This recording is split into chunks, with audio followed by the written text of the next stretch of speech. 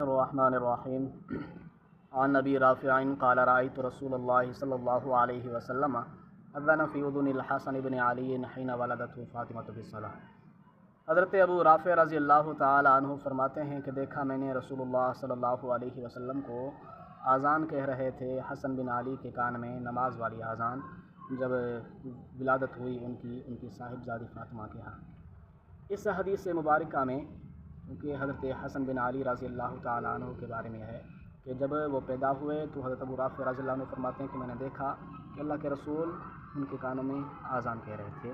تو اس حدیث میں صرف اذان کا ہی ذکر ہے۔ دوسری حدیث جو کہ کنز العمال میں موجود ہے، حضرت حسین بن علی رضی اللہ تعالیٰ عنہ سے روایت کی گئی ہے، اس میں اللہ کے رسول صلی اللہ علیہ وسلم نے بچے کے دائیں کان میں اذان اور بائیں کان میں اقامت کہنے کا حکم فرمایا ہے، اور تعلیم و ترغیب دی ہے، اور اس کے ساتھ ساتھ اس کے فوائد بھی بیان فرمائے ہیں۔ یہ فرمایا کہ ایسا کرنے سے بچہ شیطانی اثرات سے، مضرات سے ہمیشہ طور پر محفوظ رہتا ہے۔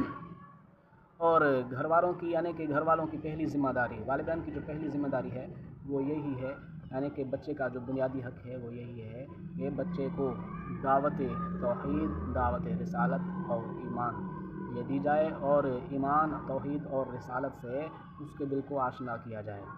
تو اذان میں یہ دعوت آسان سے لفظوں میں دی گئی ہے اور مؤثر انداز سے دی گئی ہے، اس لیے حکم فرمایا گیا کہ جب بچہ پیدا ہو تو اس کے کانوں میں اذان اور اقامت کہی جائے۔ اس کے فوائد بھی بہت سارے بیان فرمائے گئے، اور اللہ کے رسول صلی اللہ علیہ وسلم نے ہمیں یہ تعلیم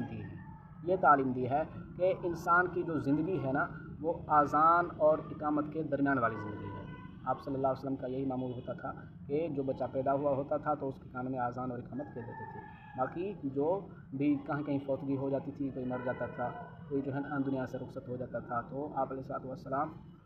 کو یعنی کہ دفنانے کفنانے کی جو ہے نا ترغیب دی ہے اور یہی تعلیم دی ہے۔ اس لیے فرمایا کہ یہ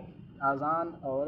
نماز کے درمیان کی زندگی ہے، یہی زندگی انسان کی۔ جو بچہ پیدا ہوتا ہے اس کے کان میں اذان ہوتی ہے، اور جب مر جاتا ہے تو نماز جنازہ ہوتی ہے۔ تو جس طرح اذان کے بعد بندہ انتظار میں ہوتا ہے کہ ابھی نماز پڑھنی ہے، تو زندگی بھی اس طرح گزارے کہ بھائی کبھی نہ کبھی موت بھی آنی ہے اور جنازہ بھی ہونا ہے۔ تو چونکہ اس حدیث مبارکہ میں یہی بیان کیا گیا کہ بچے کی زندگی کا بنیادی حق، والدین کی پہلی ذمہ داری کیا ہے، وہ ہے کہ نومولود بچے کے